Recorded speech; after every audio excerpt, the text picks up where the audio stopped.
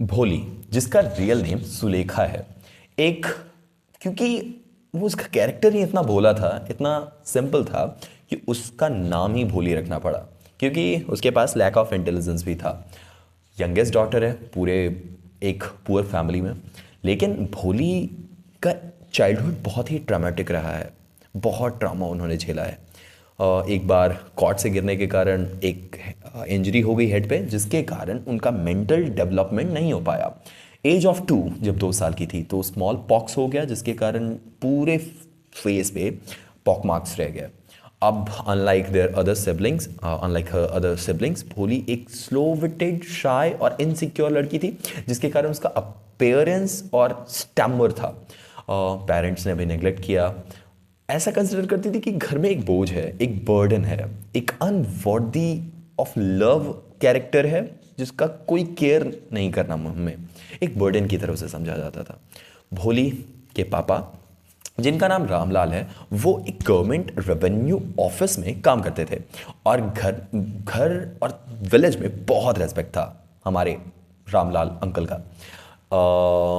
For your kind information, Ramlal uncle के 7 kids थे, out of which भोली वॉज देयर। एक दिन तहसीलदार विलेज में आता है इनोग्रेट करने के लिए एक नया स्कूल, जो कि स्पेशल गर्ल्स का है। इनकरेज करता है रामलाल को, भाई भोली को क्यों नहीं सेंड कर देते हो अपने किड्स को स्कूल में। उन्होंने सोचा, रामलाल ने सोचा, भोली स्कूल, लेकिन इसका वैसे भी कोई फ्यूचर तो है नहीं, भेज देते हैं स्कूल, क्या प्रॉब्लम है। इनिशियली भोली बहुत डरी हुई थी स्कूल, क्योंकि उसने कभी घर से बाहर कदम नहीं रखा। हाँ, उसने देखा था कि रिसेंटली लक्ष्मी को घर से बाहर निकाला गया, and Lakshmi was her cow and which never return back. भोली कांपने लगी कि अभी इस गाय को ले गया और गाय वापस नहीं आया, मुझे अब ले जा रही है, क्या होने वाला है। स्कूल पहुंचती है भोली, और भोली ने एनकाउंटर किया एक बहुत ही काइंड और अंडरस्टैंडिंग टीचर को, जो बहुत अच्छे तरीके से उसे ट्रीट करती थी और बहुत अफेक्शन के साथ उसे पढ़ाती थी। टीचर ने भोली को हेल्प किया, उसके स्टैमरिंग, स्टटरिंग और जो भी प्रॉब्लम्स उसके कैरेक्टर में था, उसे गेट रीड ऑफ होने में, और अश्योर किया कि trust me, she was capable of just like any other girls around. Over time भोली ने अपना कॉन्फिडेंस पाया, और उसके बाद पढ़ना सीख गई, लिखना सीख गई। बहुत साल बाद की बात है, भोली ग्रो हो चुकी थी। अब now she was educated young woman. Although उसके फैमिली अभी भी उसे एक बर्डन की तरह देखते थे। भोली अब एक मैरिज के एज में पहुंच चुकी थी, जहां उनके पेरेंट्स अब सोच रहे थे कि एक आदमी है विशंबर नाथ, जो कि अप्रोक्सीमेटली भोली के पापा के एज का है, उससे इसकी शादी करानी है। जो कि बहुत ओल्ड है, बहुत ग्रीडी आदमी है। विशंबर एक विडोअर था, जिसके बहुत सारे ग्रोन अप किड्स थे, और ग्रोन अप किड्स इतने ग्रोन अप थे कि वो भोली के एज में थे। ही अग्रीड टू मैरी भोली, क्योंकि उसे उसके साथ, भोली के साथ कुछ दहेज मिलने वाला था। तो विशंबर ने बोला, क्यों ना मैं ही शादी कर लूँ।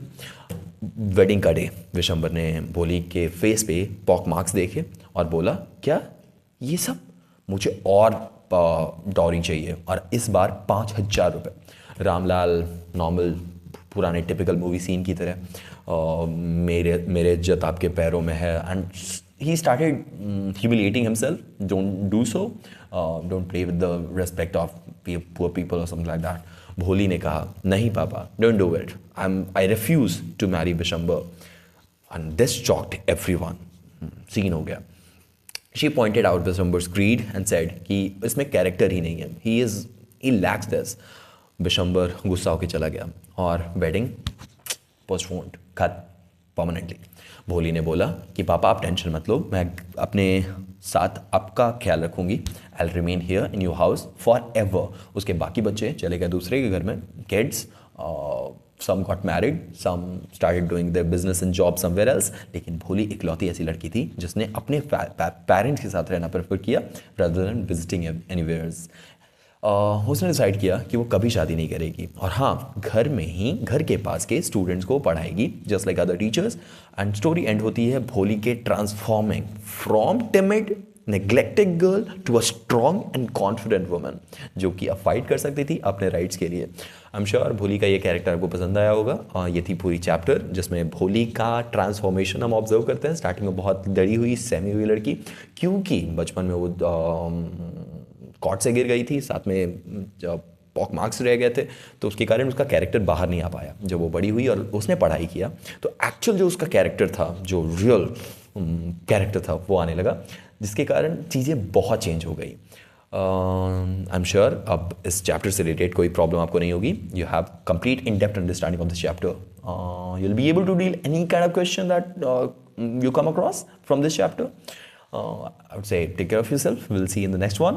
Any particular chapter, if you want me to discuss on Vision Spoken English, I'll request you to put this down in comment box. See you in the next one. Take care of yourself.